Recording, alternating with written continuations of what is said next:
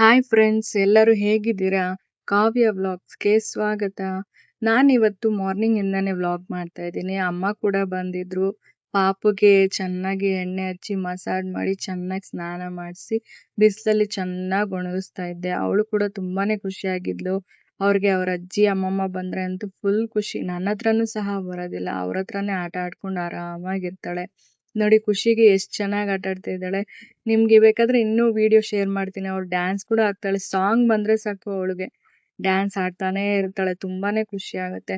ಹಾಗೆ ಅಮ್ಮ ಬರ್ತಾ ನನ್ಗೆ ಹೊಸ ಗ್ಯಾಸ್ ಸ್ಟವ್ ಕೂಡ ತಗೊಂಡ್ ಬಂದಿದ್ರು. ನಮ್ಮಲ್ಲಿರೋದು ಸ್ವಲ್ಪ ಹಳೇದಾಗಿತ್ತು. ಈಗ ಲೇಟೆಸ್ಟ್ ಬ್ಲ್ಯಾಕ್ ಕಲರ್ ಗ್ಲಾಸ್ ಈ ತರ ಇರುತ್ತಲ್ಲ, ಇದು ನಾನ್ ಬೇಕು ಅಂತ ಅವಾಗ ಹೇಳ್ತಾ ಇದ್ದೆ. ನಮ್ಮ ಅಮ್ಮನ ಹತ್ರನೂ ಒಂದ್ಸಲಿ ಹೇಳಿದ್ದೆ. ಸರಿ ಅನ್ಬಿಟ್ಟು ನಮ್ಮಮ್ಮ ಇರ್ಲಿ ಅನ್ಬಿಟ್ಟು ಅವ್ರ ಮನೇಲೂ ಅದೇ ತರಾನೇ ಸೇಮ್ ಇರೋದು. ನನ್ಗೂ ಸಹ ಅದೇ ತರದ್ದೇ ತಂದ್ಕೊಟ್ರು. ನನ್ಗಂತೂ ತುಂಬಾನೇ ಖುಷಿ ಆಯ್ತು. ನಾನ್ ತುಂಬಾ ದಿವಸದಿಂದ ಈ ತರ ಸ್ಟವ್ ತಗೋಬೇಕು ಅಂತ ಅನ್ಕೋತಾನೆ ಇದ್ದೆ. ಸರಿ ಇದೆಯಲ್ಲ, ಅದೇನ್ ಹಾಳಾಗಿರ್ಲಿಲ್ಲ. ಆದ್ರೂ ಇದೆಯಲ್ಲ, ಯೂಸ್ ಮಾಡ್ತಾರಣ, ಆಮೇಲೆ ಬೇಕಾದ್ರೆ ಇದಾದ್ಮೇಲೆ ತಗೊಳ್ಳೋಣ ಅನ್ಕೊಂಡಿದ್ದೆ. ಆದ್ರೆ ನಮ್ಮಮ್ಮ ಅದನ್ನ ಕೇಳ್ಬಿಟ್ಟು ಇರ್ಲಿ ತಗೋ ಅನ್ಬಿಟ್ಟು ತಗೊಂಡ್ ಬಂದ್ರು. ನನ್ಗಂತೂ ತುಂಬಾನೇ ಖುಷಿ ಆಯ್ತು. ಅದನ್ನೆಲ್ಲ ತೆಗ್ದಿ ಓಪನ್ ಮಾಡಕ್ಕೆ ತುಂಬಾನೇ ಖುಷಿ ಆಗಿತ್ತು. ನನ್ ಮಗ ಇದ್ ಮಾಡ್ತಾ ಇದ್ದ.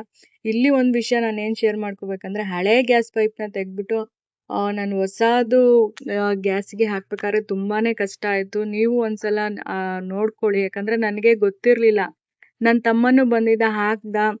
ಅದ್ ಮತ್ತೆ ಓಪನ್ ಮಾಡಕ್ಕೆ ಆಗ್ತಾ ಇರ್ಲಿಲ್ಲ. ಆಮೇಲೆ ಹೆಂಗೋ ಮಾಡಿ ನಮ್ಮ ಅಪ್ಪನೂ ಬಂದು ಸರ್ಕಸ್ ಮಾಡಿ ಅವ್ರು ಪಾಪ ಚೆನ್ನಾಗಿ ಫಿಟ್ ಮಾಡ್ಕೊಂಡ್ರು. ಏನು ಗ್ಯಾಸ್ ಲೀಕೇಜ್ ಆಗದೆ ಇರೋ ತರ. ಆಕ್ಚುಲಿ ಅದಕ್ಕೆ ಪ್ರೊಫೆಷನಲ್ ಆಗಿರೋರೇ ಬರ್ತಾರಂತೆ. ಅದು ನನ್ಗೆ ಗೊತ್ತಿರ್ಲಿಲ್ಲ, ನನ್ ತಮ್ಮಂಗೂ ಗೊತ್ತಿರ್ಲಿಲ್ಲ.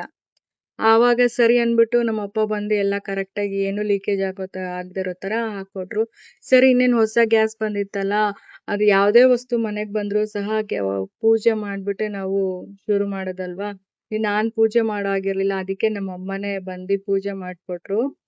ಹಾಗೇನೆ ಅಮ್ಮ ಹಾಲುಗ್ಸಕ್ ಹೇಳಿದ್ರು. ಯಾಕಂದ್ರೆ ಯಾವ್ದೇ ವಸ್ತು ಮನೆಗ್ ಬಂದ್ರೆ ಒಳ್ಳೇದಾಗ್ಬೇಕಲ್ವಾ. ಹೇಗಿದ್ರು ಹೊಸ ಒಲೆ ತಗೊಂಡಿದೀವಿ, ಹಾಲುಗ್ಸಿದ್ರೆ ಒಳ್ಳೇದಾಗತ್ತೆ ಅಂತ ಹೇಳ್ಬಿಟ್ಟು. ಯಾವಾಗ್ಲೂ ಅಷ್ಟೇ, ಹಾಲುಗ್ಸ್ಬೇಕಾದ್ರೆ ನೀವು ಮೊದ್ಲಿಗೆ ಖಾಲಿ ಪಾತ್ರೆನ ಇಟ್ಟು ಆಮೇಲೆ ಹಾಲಕ್ಕಕ್ ಹೋಗ್ಬೇಡಿ. ಫಸ್ಟ್ ಪಾತ್ರೆ ಒಳಗಡೆ ಹಾಲ್ ಹಾಕೊಂಡು ಆಮೇಲೆ ಅದನ್ನ ಒಲೆ ಮೇಲೆ ಇಟ್ಟು ಉಗ್ಸಿದ್ರೆ ತುಂಬಾನೇ ಮನೆಗೆ ಒಳ್ಳೇದಾಗುತ್ತೆ. ಹಾಗೇನೆ ಮಧ್ಯಾಹ್ನ ಊಟಕ್ಕೆ ಬಂದ್ಬಿಟ್ಟು ಸಾಂಬಾರ್ನ ಮಾಡ್ತಾ ಇದ್ದೆ. ಹಾಗೆ ಬೆಳಿಗ್ಗೆ ದೋಸೆ ಹಾಕಿದ್ನಲ್ಲ, ದೋಸೆ ಇತ್ತು. ನನ್ ಮಗ ದೋಸೆ ತಿಂತೀನಿ ಅಂತ ಹೇಳ್ತಿದ್ದ. ಅದಕ್ಕೋಸ್ಕರ ದೋಸೆ ಸೀಟಲ್ಲಿ ದೋಸೆ ಮಾಡ್ಕೊಡ್ತಾ ಇದ್ದೆ ಅವನ್ಗೆ. ಹಾಗೇನೆ ಚಪ್ರದ ಅವರೆಕಾಯಿ ಮಾಡೋಣ ಅಂತ ಹೇಳಿ ಫಸ್ಟ್ ಬೇಳೆನ ನಾನು ಕುಕ್ಕರ್ಗೆ ಹಾಕಿ ಇಟ್ಟಿದ್ದೀನಿ. ಚಪ್ರದ ಅವರೆಕಾಯಿ ಮತ್ತೆ ಆಲೂಗೆಡ್ಡೆ ಮತ್ತೆ ಈರುಳ್ಳಿ ಟೊಮೊಟೊ ಎಲ್ಲಾನು ಕಟ್ ಮಾಡ್ಕೊಂಡು ಒಂದೊಂದಾಗಿ ಬೇಳೆ ಕೂಗಿದ್ಮೇಲೆ ಬೇಳೆನ ಒಂದ್ 3-4 ಕೂಗಿಸ್ಕೊತೀನಿ. ಯಾಕಂದ್ರೆ ಒಂದೊಂದ್ಸಲ ಬೆಂದಿರೋದಿಲ್ಲ. ಒಂದೊಂದ್ ಬೇಳೆ ಒಂದೊಂದ್ ತರ ಇರುತ್ತೆ.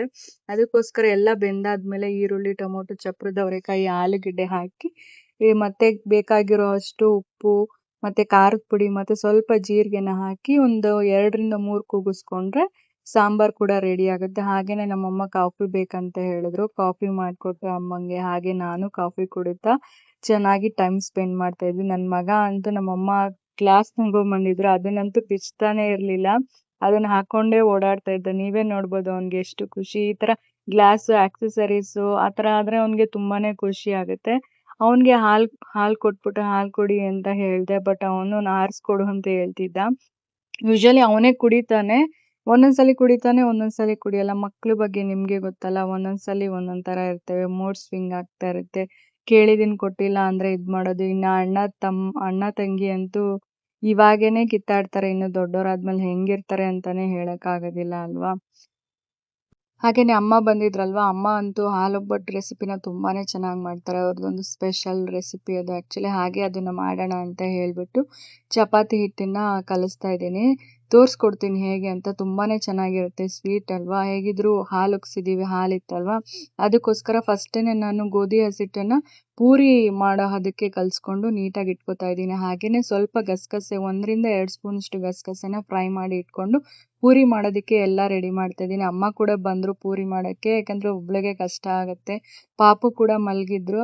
ಫಸ್ಟೇ ಪೂರಿ ಮಾಡ್ಕೊಂಡ್ಬಿಟ್ರೆ ಆಮೇಲೆ ಅದು ಮಾಡ್ಕೊಳ್ಳೋದಕ್ಕೆ ಪಾಕ ಮಾಡ್ಕೊಳ್ಳೋದು ಈಸಿ ಆಗುತ್ತೆ. ಫಸ್ಟೇ ನಾವು ಪೂರಿ ಎಲ್ಲ ಚೆನ್ನಾಗಿ ಮಾಡಿ ಇಟ್ಕೊಂಡ್ಬಿಟ್ವಿ. ಈಗ ಅದನ್ನ ಪಾಕ ಮಾಡ್ಕೊಳ್ಳೋದಕ್ಕೆ ಸಿಂಪಲ್, ಅದೇನಿಲ್ಲ, ತೆಂಗಿನಕಾಯಿ ತುರಿನ ತುರ್ದಿಟ್ಕೊಂಡು ಅದನ್ನ ಒಂದು ಮಿಕ್ಸಿ ಜಾರ್ಗೆ ಹಾಕೋಬೇಕು. ಹಾಗೇನೆ ಮಿಕ್ಸಿ ಜಾರ್ಗೆ ಹಾಕೊಂಡು ಹುರಿದಿರೋಂಥ ಗಸಗಸೆ, ದ್ರಾಕ್ಷಿ, ಗೋಡಂಬಿ, ಏಲಕ್ಕಿನ ಹಾಕಿ ರುಬ್ಬಿಟ್ಕೋಬೇಕು. ಹಾಗೇನೆ ಒಂದು ಪಾತ್ರೆಗೆ ಬೇಕಾಗಿರೋಷ್ಟು ಬೆಲ್ಲನ ಹಾಕಿ ಸ್ವಲ್ಪ ನೀರು ಹಾಕ್ಬಿಟ್ಟು ಅದನ್ನ ಪಾಕ ಮಾಡೋದಕ್ಕೆ ಬಿಡಬೇಕು. ಅದೇ ಫುಲ್ ಪಾಕ ಆಗೋದೇನು ಬೇಡ. ಪ್ಲಸ್ ನೀರು ಕರಗಿರ್ಬೇಕಷ್ಟೇ ಬೆಲ್ಲದ ಜೊತೆಗೆ. ಹಾಗೇನೆ ರುಬ್ಕೊಂಡಿರೋ ಅಂಥದ್ದನ್ನ ಒಲೆ ಮೇಲೆ ಇಟ್ಟು ಒಂದು ಬಾಣಲಿಗೆ ಅದನ್ನ ಹಾಕಿ ಹಾಗೇನೆ ಬೆಲ್ಲ ಕರಗಿಸಿದ್ವಲ್ಲ ಅದನ್ನ ಹಾಕಿ 1 ಲೋಟ ಹಾಲು ಹಾಕ್ಬಿಟ್ಟು ಚೆನ್ನಾಗಿ ಕುದಿಸಿದ್ರೆ ಹಾಲೊಬ್ಬಟ್ಟು ಮಾಡಲಿಕ್ಕೆ ಪಾಕ ಕೂಡ ರೆಡಿ ಆಗುತ್ತೆ. ತುಂಬಾನೇ ಚೆನ್ನಾಗಿರುತ್ತೆ. ಒಂದ್ಸಲಿ ಟ್ರೈ ಮಾಡಿ. ಯಾವಾಗಲೂ ಮಾಮೂಲಿ ಒಬ್ಬಟ್ಟನ್ನ ತಿಂತಾ ಇರ್ತೀವಲ್ಲ, ಈ ಥರ ಹಾಲೊಬ್ಬಟ್ಟು ಅಂತ ಒಂದ್ಸಲಿ ಟ್ರೈ ಮಾಡಿ, ಚೆನ್ನಾಗಿರುತ್ತೆ. ಅದೆಲ್ಲ ಕುದ್ದಿ ಆದ್ಮೇಲೆ ಪೂರಿನ ಬಂದ್ಬಿಟ್ಟು ಈ ಪಾಕದೊಳಗಡೆ ಚೆನ್ನಾಗಿ ಅದ್ಬಿಟ್ಟು ಅದನ್ನ ಒಂದು ಪಾತ್ರೆಗೆ ಹಾಕಿ ಅದ್ರ ಮೇಲ್ಗಡೆ ಸ್ವಲ್ಪ ಪಾಕ ಹಾಕಿ 2 ರಿಂದ 3 ಗಂಟೆ ಕಾಲ ಬಿಟ್ರೆ ಅದು ತುಂಬಾನೇ ಚೆನ್ನಾಗಿರುತ್ತೆ. ಹೆಲ್ತಿಗೂ ತುಂಬಾ ಒಳ್ಳೇದು. ಆ್ಯಕ್ಚುಲಿ ಇದರಲ್ಲಿ ಸಕ್ಕರೆ ಏನು ನಾವು ಉಪಯೋಗಿಸಿಲ್ಲ. ಅದರಿಂದ ಬೆಲ್ಲ ಉಪಯೋಗಿಸಿರೋದ್ರಿಂದ ನಿಮಗೆ ಐರನ್, ಕ್ಯಾಲ್ಶಿಯಂ, ಮೆಗ್ನೀಷಿಯಂ ಎಲ್ಲ ಸಿಗುತ್ತೆ ಇದರಿಂದ. ಪೂರಿಯಲ್ಲಿ ಸ್ವಲ್ಪ ಎಣ್ಣೆ ಇರುತ್ತೆ ಹೊರತು ಈ ಒಂದು ಪಾಕದಲ್ಲಿ ಏನು ಅಷ್ಟಿರೋದಿಲ್ಲ. ಒಂದ್ಸಲಿ ಟ್ರೈ ಮಾಡಿ ನೋಡಿ, ತುಂಬಾನೇ ಚೆನ್ನಾಗಿ ಬಂದಿತ್ತು. ಹಾಗೇನೆ ನನ್ನ ಮಗನಿಗೆ ಕೂಡ ನಾನು ಹಾಕ್ಕೊಟ್ಟೆ. ಅಮ್ಮ ಕೂಡ ಬಂದಿದ್ರಲ್ವಾ, ಅವ್ರಿಗೋಸ್ಕರನೇ ನಾನು ಇದನ್ನ ಮಾಡಿದೆ. ಅಮ್ಮ ತುಂಬಾನೇ ಚೆನ್ನಾಗಿ ಮಾಡ್ತಾರೆ ಈ ರೆಸಿಪಿನ. ಅವನಿಗೂ ತುಂಬಾ ಖುಷಿ ಆಯ್ತು. ಹಾಗೇನೆ ಮ್ಯಾಚ್ ಕೂಡ ಇತ್ತಲ್ಲ RCBದು. ಎಲ್ಲರೂ ಮಾತಾಡ್ಕೊಂಡು ಚೆನ್ನಾಗಿ ಇದ್ವಿ. ತುಂಬಾನೇ ಖುಷಿ ಆಯ್ತು. ಹಾಗೆ ನಮ್ಮ ಅಪ್ಪಂಗೂ ಸಹ ಸ್ವೀಟ್ ಎಲ್ಲ ಕೊಟ್ಟಿದ್ದೆ ಅಲ್ವಾ, ನನ್ನ ಮಗಳಿಗೂ ಸ್ವಲ್ಪ ಅವರು ತಿನ್ಸಕ್ಕೆ ಟ್ರೈ ಮಾಡಿದ್ರು. ಅವಳು ಇವಾಗ ಆಲ್ಮೋಸ್ಟ್ 9 ಮಂತ್ಸ್ ಕಂಪ್ಲೀಟ್ ಆಗಿದೆ ಅಲ್ವಾ, ಸ್ವಲ್ಪ ಸ್ವಲ್ಪ ಕೊಡಕ್ಕೆ ಟ್ರೈ ಮಾಡ್ತೀವಿ. ಡಾಕ್ಟ್ರೇ ಹೇಳಿದ್ದಾರೆ ಸ್ವೀಟ್ ಎಲ್ಲ ಜಾಸ್ತಿ ಕೊಡಬೇಡಿ ಅಂತ. ಬಟ್ ಯಾವಾಗಾದ್ರೂ ಒಂದೊಂದ್ಸಲ ಈ ಥರ ಸ್ವೀಟು ಆ ಥರ ಏನಾದ್ರು ತೊಗೊಂಡು ಬಂದಾಗ ಸ್ವಲ್ಪ ಅವಳಿಗೆ ಟೇಸ್ಟಿಗೆ ಮಾತ್ರ ನಾವು ಬಾಯಿಗೆ ಹಾಕ್ತೀವಿ ಅಷ್ಟೇ. ಅದು ಬಿಟ್ಟು ಡಾಕ್ಟ್ರು ಸಜೆಷನ್ನು, ಅವ್ರಿಗೆ ಪ್ರೀ ಮೆಚೂರ್ ಬೇಬಿ ಆಗಿರೋದ್ರಿಂದ ಅವಳಿಗೆ ಏನೇನು ಬೇಕೋ ಅದನ್ನ ಮಾತ್ರನೇ ನಾನು ಆದಷ್ಟು ಕೊಡೋಕ್ಕೆ ಟ್ರೈ ಮಾಡ್ತೀನಿ. ಆದಷ್ಟು ಪ್ರೋಟೀನ್ ರಿಚ್ ಆಗಿರುವಂತಹ, ಫ್ಯಾಟ್ ಜಾಸ್ತಿ ಕಂಟೆಂಟ್ ಇರೋವಂತಹದ್ದೇ ನಾನು ಊಟ ತಿಂಡಿ ಕೂಡ ಮಾಡಿಸೋದು. ಈ ಗೆಣಸಾಗಿರ್ಬೋದು, ಆವಕ್ಯಾಡೋ ಆಗಿರ್ಬೋದು, ಆ ಥರನೇ ಕೊಡೋಕ್ಕೆ ಟ್ರೈ ಮಾಡ್ತೀನಿ ನಾನು. ಇವತ್ತಿಗೆ ನಾನು ಈ ವ್ಲಾಗ್ನ ಮುಗಿಸ್ತಾ ಇದ್ದೀನಿ. ಯಾರೆಲ್ಲ ಸಬ್ಸ್ಕ್ರೈಬ್ ಮಾಡ್ದಿರಾ ನೋಡ್ತಾ ಇದ್ದಾರಲ್ಲ, ಅವರೆಲ್ಲ ಒಂದ್ಸಲಿ ಸಬ್ಸ್ಕ್ರೈಬ್ ಮಾಡಿ ಸಪೋರ್ಟ್ ಮಾಡಿ ಅಂತ ಕೇಳ್ಕೊತೀನಿ. ಹಾಗೆ ಒಂದು ಲೈಕ್ ಮಾಡಿ, ಶೇರ್ ಮಾಡಿ. ನಿಮ್ಗೇನಾದ್ರು ಅನಿಸಿಕೆ ಹಂಚ್ಕೋಬೇಕಂತ ಹೇಳಿದ್ರೆ ಕಾಮೆಂಟ್ ಸೆಕ್ಷನಲ್ಲಿ ಕಾಮೆಂಟ್ ಮಾಡೋ ಮುಖಾಂತರ ಹಂಚ್ಕೊಳ್ಳಿ ಅಂತ ಹೇಳ್ತಾ ಥ್ಯಾಂಕ್ ಯು ಸೋ ಮಚ್.